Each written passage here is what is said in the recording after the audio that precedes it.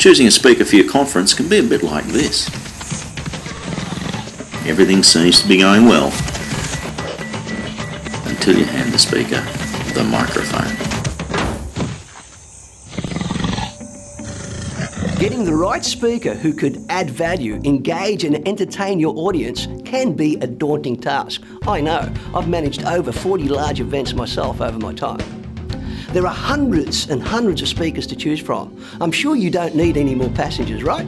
I can help you make your decision. Why? Because I'm just a little bit different. We migrated here when I was 2 years old. 2 years old we came to Australia. Now I was a very inquisitive young child and I thought to myself, there's always got to be something better. All I got to do is dive in and look for it. And I would take risks because at the end of the day, with great risks, comes great rewards. When we used to go to the park, we were that poor, the ducks used to throw bread at us.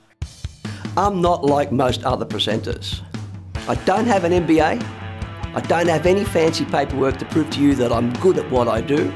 Sure, like most others, I've ran large companies, turned over big bucks by the age of 27, set up many different types of businesses, including 3 franchise chains, trained over 450 of my own team members, as well as 4,000 employees of other organisations. My CV looks as good as anybody else's. But to be honest, what people really need to know about running a good business, you won't find in textbooks. Or will you find them on your school shelves? You know why? Because they're not there. I am just a little bit different to most others. Last day at church, I saw the statue, the figurine of Mother Mary in the corner, and I stole it and I took it home. And I remember being in my room that night, writing a letter to God. Dear God, about that BMX red bike, I have your mother. You know? I got my first degree in Melbourne's western suburbs. My first classroom was the University of Hard Knocks. Being street smart paid off for me. I couldn't read nor write when I established my first multi-million-dollar business in my mid-20s. I found myself bankrupt at 29. Since then, I've never looked back. I have been successful across many different businesses. I published a book when I couldn't read one. I launched new businesses and new franchise chains. I've trained thousands of people from small and large businesses. 12 years ago, I got my Yacht Masters ticket. And from that day on, I spend half of every year on our yacht with my beautiful wife and my lovely daughter.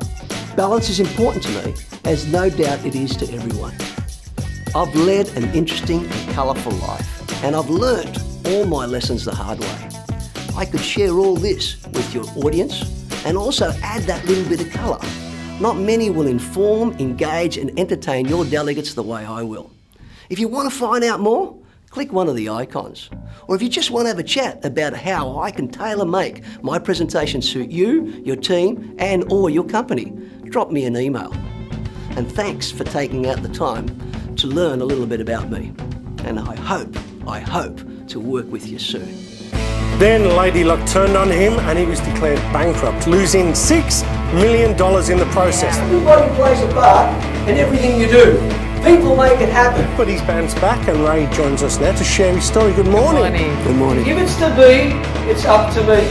I mean, how many of us have stood in an elevator and pushed the elevator button more times than necessary? Now, no one here has done that, has they? Young people, we know what our needs are and what our wants are. And if we're encouraged, we just actually lean out and get them. And Ray's book is called Crossroads and Roundabouts. It's a really good fun read. Well done. Thank you very much.